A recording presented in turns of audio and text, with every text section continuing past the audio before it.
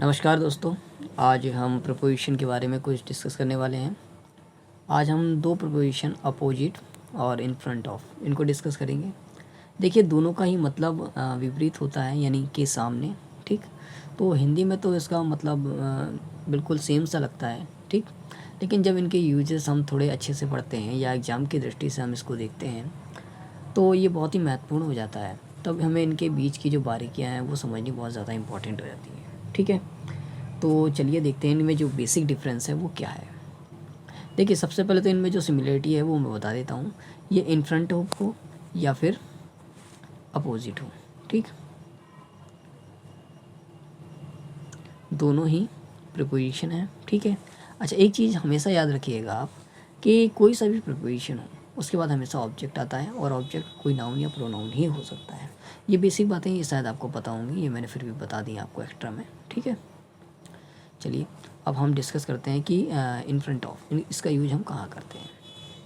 देखिए इन front of का use हम तब करते हैं जैसे मान लीजिए एक तो ये रिलेटिव टर्म है, यानी कोई दूसरा पर्सन या दूसरी चीज़ जब आमने सामने होंगी, इस वो भी इस तरीके से होंगी कि एक का फेस इस तरीके से हो, ठीक है, और दूसरे का फेस इस तरीके से हो, यानी दोनों का फेस जो हो वो सेम डायरेक्शन में हो। ठीक है, तब हम इन फ्रंट ऑफ का यूज करते हैं। ठीक है, जैसे मान लीजिए यहाँ पर ये एक लड़की है, इसको हम नाम दे देते हैं ए और इसको नाम दे देते हैं हम बी। ठीक है, अब यहाँ पर हम क्या कहेंगे, इसको ध्यान से देखिए, इन दोनों को ध्यान से देखिए। अब हम यहाँ पे कहेंगे A is in front of B. हम यहाँ पे कहेंगे A is in front of B.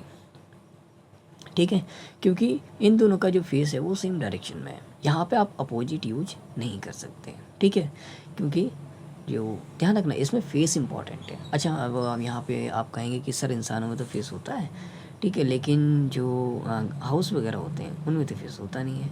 तो ऐसी कंडीशन में हम क्या करें, ठीक है, तो उसका भी मैं अच्छे से समझा देता हूँ आपको। मान लीजिए एक हाउस है, ठीक है, और ये एक हाउस है।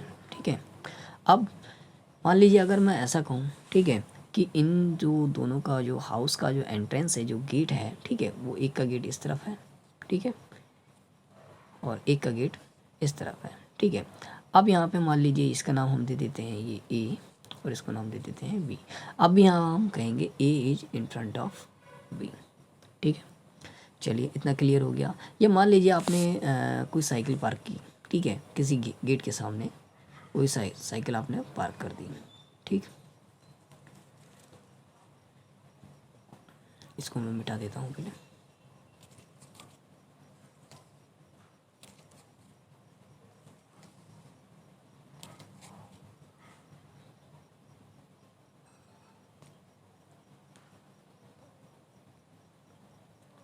चलिए, तो मान लीजिए ये एक हाउस है, इसको पहले मैं मिटा देता हूँ। मान लीजिए ये एक हाउस है, ठीक है, अब इसके सामने आपने अपनी साइकिल पार्क कर दी। ठीक है, ये मान लीजिए ये इस हाउस का एंट्रेंस है, यहाँ पे इस हाउस का एंट्रेंस है और आपने साइकिल यहाँ पार्क कर दी। ठीक है, अब ध्यान से देखिए, अब यहाँ पे आप इन फ्रंट ऑफ यूज करेंगे या फिर अपोजिट यूज करेंगे।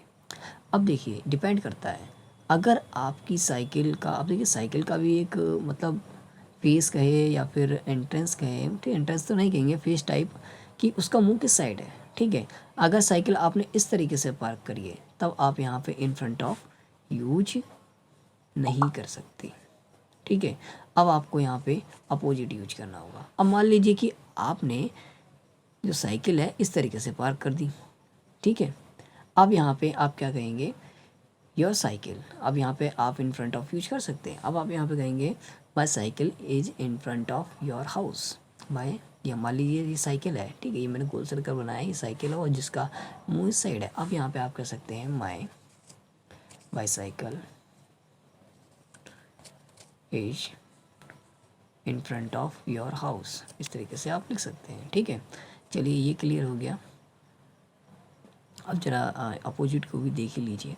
अब देखिए जब दोनों का फेस, ठीक है, चाहे वो सजीव हो या निर्जीव हो, इससे मैटर नहीं करता, अगर उन दोनों का फेस कहें, ठीक है, वो एक दूसरे के अपोजिट हो, इस तरीके से हो, ठीक है, तब आप यहाँ पे यूज करेंगे अपोजिट। ठीक है, अच्छा, अपोजिट का मतलब आपको समझ में आ गया, इसका मतलब होता है विपरीत या फिर हम कहें फेसिंग, ठीक है। अब जब ये एडजेक्टिव होता है, देखिए अपोजिट ज़रूरी नहीं कि हर बार जो है प्रोपोजिशन ही होगा, कभी कभी ये एडजेक्टिव का भी रोल प्ले करता है, ठीक है। देखिए जब ये एडजेक्टिव का रोल प्ले करता है तब इसका मतलब होता है तब ये किसको रिप्लाई करता है, ये आपका एडजेक्टिव को रिप्लाई करता है, ठीक है। और जब ये फेसिंग होता है, इसका मतलब जब ये प्रीपोजिशन होता है, ठीक है, और इसका मतलब फेसिंग होता है, तब ये वेयर का रिप्लाई होता है। किसका रिप्लाई होता है? वेयर का रिप्लाई। जैसे मान लीजिए इसको अगर मैं नाम दे दूँ ए बी, ठीक है। अब यहाँ पे आप कुछ भी यूज कर सकते हैं, जैसे B is in front of A और A is in front of B. यहाँ से कह सकते हैं A is standing in front of B या B is standing in front of A, ठीक है। चलिए अब यहाँ पे वेयर का रिप्लाई कैसे हो रहा है मैं ये भी समझा देता हूँ। A is front of A is standing where A is in standing in front of B, यहाँ पे वेयर का रिप्लाई मिल गया। ऐसे ही अगर हम कहें कि B is standing where is he standing, तो हम कहेंगे B is standing in front of A, ठीक है। चलिए अब ध्यान से समझिए, जब ये एडजेक्टिव होता है तब ये किसका रिप्लाई होता है, ठीक है। कभी कभी अपोजिट जो होता है वो एडजेक्टिव का भी रोल प्ले करता है, ठीक है। जैसे मान लीजिए मैं एग्जांपल दे देता हूँ आपको, एग्जांपल नहीं, पहले मैं इसको समझा देता हूँ। जब ये एडजेक्टिव होता है तब ये किसका रिप्लाई होता है, तब ये होता है व्हाट काइंड ऑफ। किसका रिप्लाई होता है? व्हाट काइंड ऑफ का रिप्लाई होता है, ठीक है। जैसे हम कह सकते हैं कि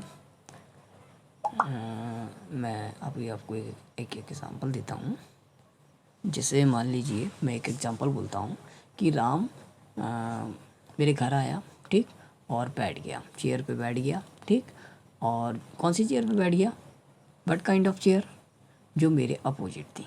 बात समझ में आई? अब यहाँ पे जब आप, बहुत ही इंपॉर्टेंट पॉइंट है, जब आप अपोजिट का को एज एग्जेक्टिव की तरह यूज करेंगे तब इसके बाद आपको टू लगाना पड़ेगा, ठीक है। ये इंपॉर्टेंट पॉइंट है, ठीक है।